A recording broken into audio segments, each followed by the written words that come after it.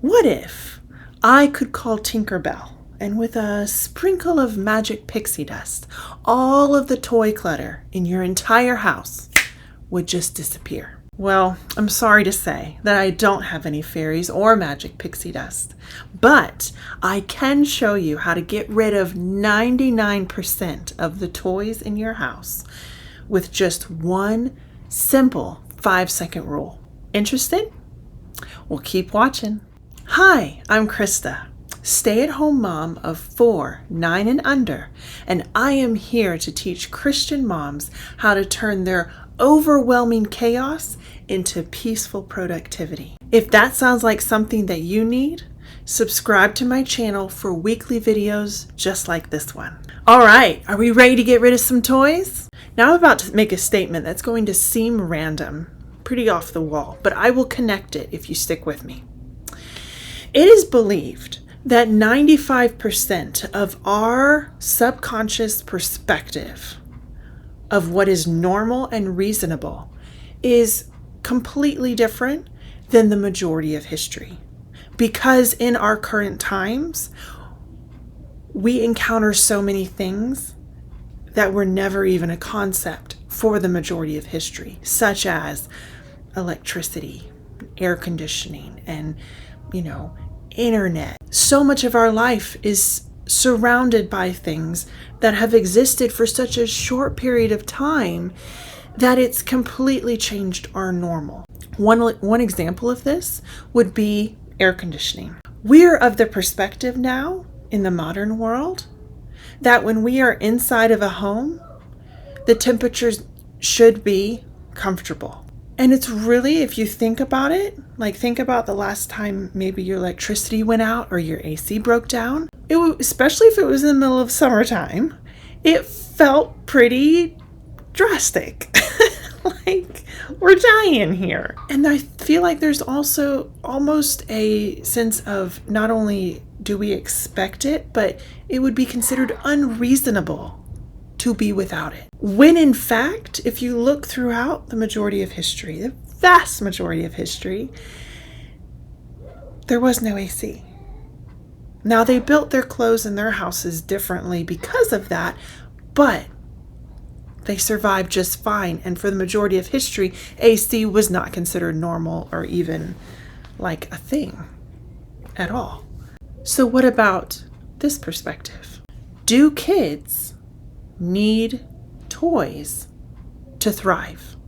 And your automatic reaction, for some people, it might be, they don't need toys.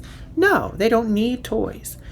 But if you were to go to a home with multiple kids and you realize there's no toys in this house at all, none, would you have a negative perspective of those parents? Maybe think that wasn't quite fair, reasonable. What are they doing to their poor children? Would any of those thoughts cross your mind? Because I'm telling you right now, I would be tempted to be a bit judgy. And that has caused me to sit down and think, why? Because if we think about the majority of history, the average child would have anywhere between 0 and 1 to 2 toys. And the rest of their entertainment was centered around people, friends, the outdoors, and just imagination. Toys played a very small role in most childhoods throughout history. So this idea that it would be unreasonable for parents to not have this wide range of toys for their kids is a very modern and narrow view of it. And so it really puts a question mark on our modern day perspective on toys. Now, I am not saying to go check all your toys. We have toys in our home. Don't get me wrong. But an open mind and a little historical perspective, I think, will be valuable in this next point. And make sure to stick around to the end, because I'm not just going to give you a bunch of big ideas. I'm going to give you solutions, I promise. Now, the next thought I want you to imagine is what your life would look like if you took all of the toys in your house, and then only kept 1% of them. I'm talking about your day-to-day moments. How much less pickup would need to be done, less organizing. You walk into a room and how much more calm and peaceful it looks. Less fighting, less stress and chaos. Just picture for a minute, 1% of the toys in your home would be a game changer. What if you could get a call from a friend saying they want to stop by in the next 10 minutes? And what if you could actually, without stress and overwhelm, say, sure, because you knew you could get your house picked up by then. To accomplish all of that I just painted for you takes one 5-second rule. And here it is. You, the mother, choose one toy box that will be used for the entire house. That's it. That's the rule. You probably already have something that will work inside your house. And the beauty of it is you get to decide how big it is. You can get one of those big Mongo toy boxes, but the question is that how many toys you want to have in your home? In an absolute ideal world, how small do you want to make that toy box? And then do that. Make it that small. This is your moment to decide to let go of this modern love of stuff and recognize what's best for your home and for you and for your kids, your family. And that is to cut down on the stress, to give open play and imagination a shot, to stop living in this materialistic frenzy, and to realize you can make that toy box whatever size you want to.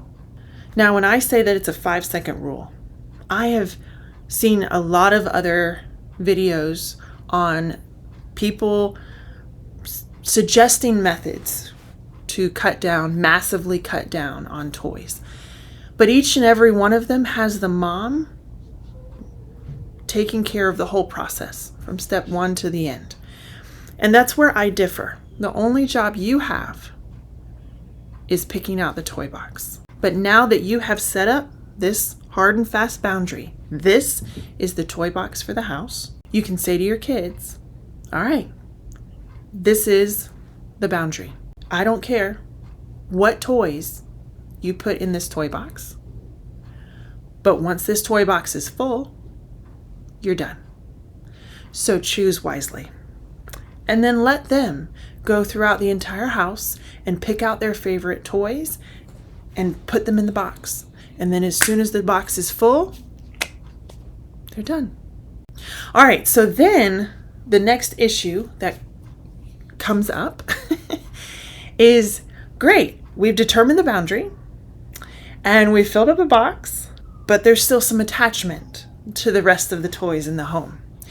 So after the box is full, you put the lid on it, you put it into whatever closet it's now going to belong, and then you tell your kids, gather up all the rest of the toys and pile them in the middle of the living room. And then you sit down together, you and your kid, and look, just look at that mound of toys that's in the middle of the living room. And think about the fact that that mound in the living room does not even include your kids' favorite toys that are now sitting in the toy box. We are so blessed. This beautiful home we're sitting in, the delicious food that we get to eat, the air conditioning that we're enjoying.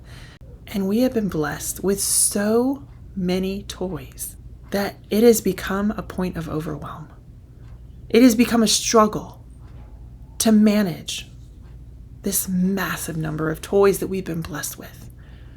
And the sad thing is that there are so many kids in the world that don't have any toys, or a roof over their head, or enough food to eat, or enough water to drink. It is time for us to live in a way that is going to bless our family by cutting down the chaos. And now we get to give all of these toys to children who need them so much more. I sat down with my kids when we decluttered and had that exact same conversation. And it was a game changer.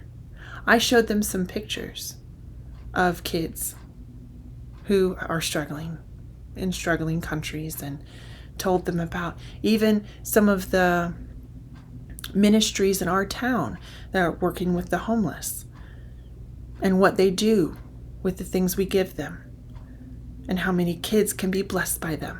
And yes, having to give up toys is never going to be easy for kids. Giving up our stuff is never easy for us either. But it's a great lesson for them to learn. It's what's best for the family. And it was no longer mommy's the bad guy who's making us throw away stuff. It was, it's a bummer. I'm not going to play with this toy anymore. But I'm so glad that a child can have it who needs it more. And then I'll say, once they're out of the house, they aren't missed. Life goes on. In reality, life gets better. Imagination grows. Chaos decreases. All the studies are in fact true. Kids do better with less overwhelm, and so do mommies. Now, to be fully transparent, I do create some differentiations, and again, you can make this look like however you want. Originally, when I decluttered hard. I got a small toy box, and that's all we had. But I've been working on the rest of my house for a long time. I've been working on my kids' perspective of clutter for a long time, and we have all of our systems in order to maintain the lack of clutter. So I've loosened the boundaries a little bit. First, the simple reason of I still have just one basic toy box, and we weekly declutter it. But I also have a couple boxes with like Legos in them.